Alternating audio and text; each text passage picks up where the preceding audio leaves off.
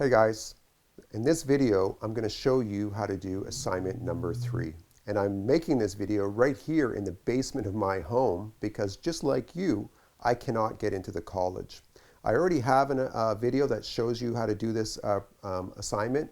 However, that was for the students who were here in the fall, and they were able to use the copy stand that's in D1059.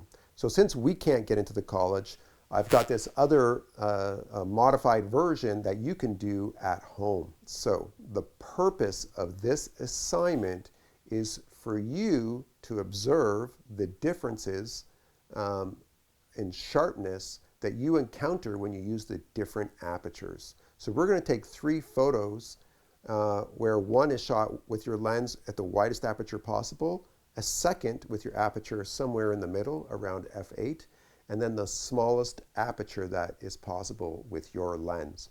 And we're going to photograph exactly the same thing, exactly the same exposure, and the only difference will be the aperture size. And then what I want you to do is look at those 3 photos and compare them and see which one is the least sharp and which one's the most sharp. And then I've got an answer sheet where I want you to explain what happened at the different apertures and why do they look different. Anyways, so what shall you photograph? Well, we're looking for something with fine detail. So what I'd like you to do, and to keep things consistent with everyone so that we're all photographing something similar, I want you to photograph a white piece of paper with black text. So that could be a newspaper, that could be a page from a magazine, maybe you've got some flyers in your mailbox. Any of the things like that would be perfect things to photograph. So I've got a little magazine here, or it's actually a brochure for a Nikon D610, and I've taken a page out of it that is just full of text.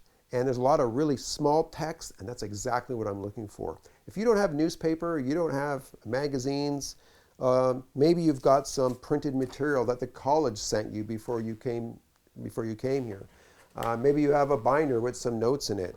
Maybe you've got some packaging at home that's got some ingredients on it, because that'll work really well.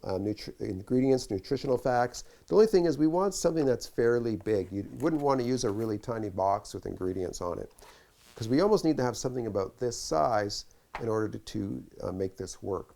So what I've done is I've taken that piece of paper and I've turned it horizontal so that it matches the format of my camera.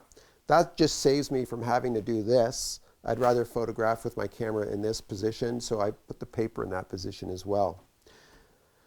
So we're going to photograph this piece of paper, and there's a couple of things that are really important. We have to be facing dead on to this piece of paper. I don't want my lens, and I'm just going to step out of frame and grab another camera here. I don't want you to be aimed like this or like that. We want to be straight onto that piece of paper. So what I've done earlier is I moved my tripod as close as I can, and then I raised the camera until it was lining up with the middle of the sheet of paper. The other thing that we want to be careful of is when we photograph this piece of paper, I don't want to be off to the side and photographing like this on an angle. Otherwise, we're going to get keystoning, the same effect you get when you photograph a building and the top of the building looks small compared to the base. So we don't want that happening here. So it's really important that we get as centered as possible so that this plane is parallel with the wall. And I'm pretty much set up. I've had this already preset. I'm just going to go back to where I was earlier. I'm just going to be a little bit closer. So what the tricky part right now is figuring out how close can you get to the sheet of paper or whatever it is that you're photographing. And we want to find out what that minimum focusing distance is, and then just back up just slightly. Every lens has a minimum focusing distance. If you try to get this close, you might not be able to focus unless it's a macro lens. So you'll have to back up a little bit until you just get to that point where you're able to focus, and hopefully you can fill up as much as your frame as possible. couple other things we want to be careful of, and I have this in the instruction sheet. We are doing an experiment here, and we want to have a good 3 good samples to compare. And we want to make sure that whatever's going on when we look at that, later on we're going to be in Photoshop, you're going to be in Photoshop looking at that text, and you're going to be comparing sharpness. And anything that's not sharp, we want to make sure it's from the aperture, not from camera shake, not from any weird movements. So that's why it is essential that you use a tripod. And if you don't have a tripod, then you might just have to MacGyver or come up with an alternate plan where somehow you can put your camera and set it on something and get it set up so that you can take pictures without your camera shaking. So what are some other steps we can do? And again, I've got this in the instructions. I've set my camera to timer mode, self-timer mode. So when I take a picture, you know, just the act of hitting that shutter button is going to introduce some camera shake. So by putting in timer mode, I can take the picture, and you can hear, I don't know if you can hear the beeping sound. I'll move the mic a little bit closer, and the timer's going, and in that 10 seconds, the camera is ceasing to vibrate, and we can take the photo without any vibration, at least from my hand anyways.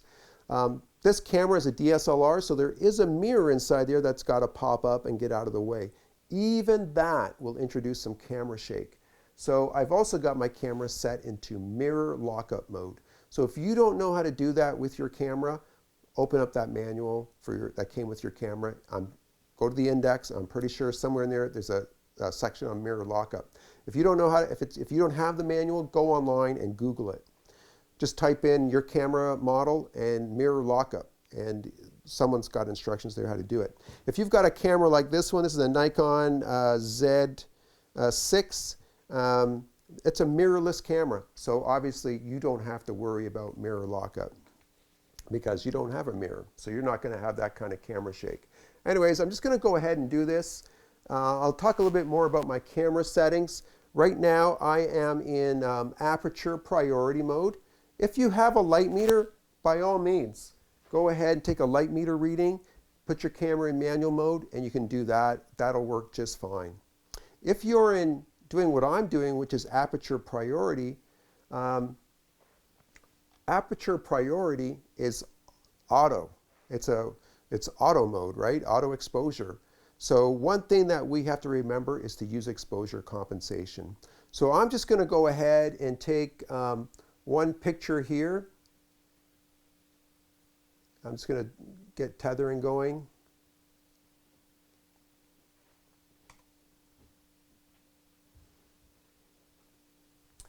So if I go ahead and take the picture, and I'm just going to one thing I forgot that's really important. I want to make sure that this is as sharp as possible. So I'm actually going to move a little bit closer, and to really confirm that my image is in focus, I'm gone into live view mode so I can actually see the text here. I'm in manual focus, and I hit the magnify button so I can zoom in, and I'm just going to double check my focus, and by zooming in I can really isolate some of the letters and just make sure it's sharp. And now I'm going to go out of live view mode, and we're just going to go ahead and take the picture. And I'm in 2.8 because the instructions say first photo, aperture wide open. With this lens, that's 2.8. And I'm just going to go ahead and take the picture. And one nice thing about shooting tethered is I can fire the camera from here. So it's one less reason for me to have to touch the camera. So I'm just going ahead and taking that picture. And when it comes in, I can zoom in, double check my focus, and the focus looks really good. One thing though is this looks really dark. And if I look over at the histogram is practically in the middle. So this is looking closer to gray instead of looking like white paper. Well, why is that? Well, think back to assignment number 1, where I had you guys photograph the black card, the gray card, and the white card. And when you photographed the white card, it turned out gray. So what's the solution here? Exposure compensation. And I'll tell you right now, for me, what's going to work is if I set this to exposure compensation plus 1 2/3. So I tried +2 is a little bit too much. +1 is not enough. So I went up to 2/3 and that worked out really well. And now when I take the picture, I should get a nice exposure where the paper is white the way it's supposed to be white. I am in Lightroom, so the color balance, I've set it to fluorescent lights, but in Lightroom I can go ahead and fix that afterwards. It's no big deal. And my exposure looks way better just by doing that. And I'm going to go to F8 because that's what it says to do in the instructions. I'm just going to go ahead and say OK.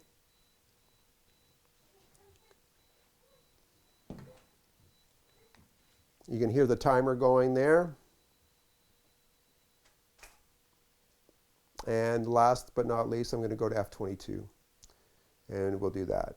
And I'm looking at the screen here. The exposure stays the same for all 3 shots. I just want you to listen here. That was very quiet. Maybe you didn't quite hear it, but I could hear the shutter opening and then closing, and it took 3 seconds to take that shot because we're in a relatively dark room. We're in our basement, and our aperture is really small, f/22, so we need a longer exposure time. All the more reason to use a tripod. You cannot do this handheld. It's practically impossible. Even if you were outside, you would get camera shake. Anyways, that's about it. The next step is to take these 3 photos, bring them in the Photoshop, and I have another video where I'll show you how to do that. Actually, I'll just say one more thing. This is a Nikon. I just showed this to you guys earlier, and I did the same assignment with this Nikon, and this lens is different. This lens opens up to 1.4. I used 2.8 for this demo because that's the widest aperture or the largest aperture for that lens, for the lens that I'm using. But this lens will open up to 1.4. So if you were doing your assignment with this camera and this lens, you would use f1.4 for your first shot. However, one other thing that's different about this lens is its smallest aperture is f16.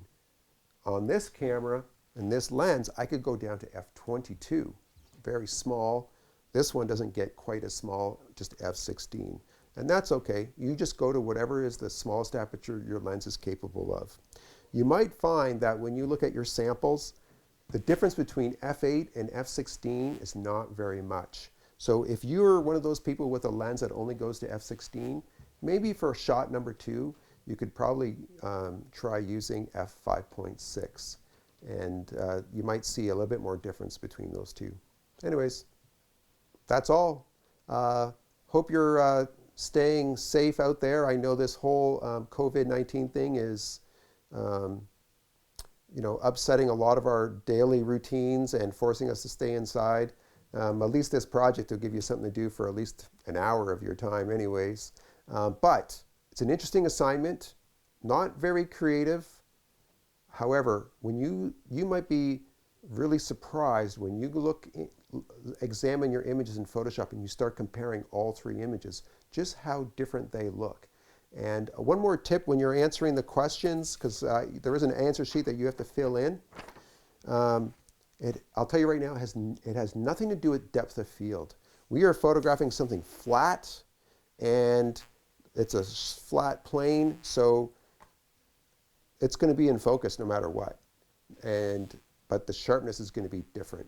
Nothing to do with depth of field. It has to do with the aperture. And you'll have to look at last week's keynote, or last week's PDFs, and maybe even the week before to understand why the 3 apertures are producing different results. Anyways, good luck. If you have any problems, any questions, send me an email.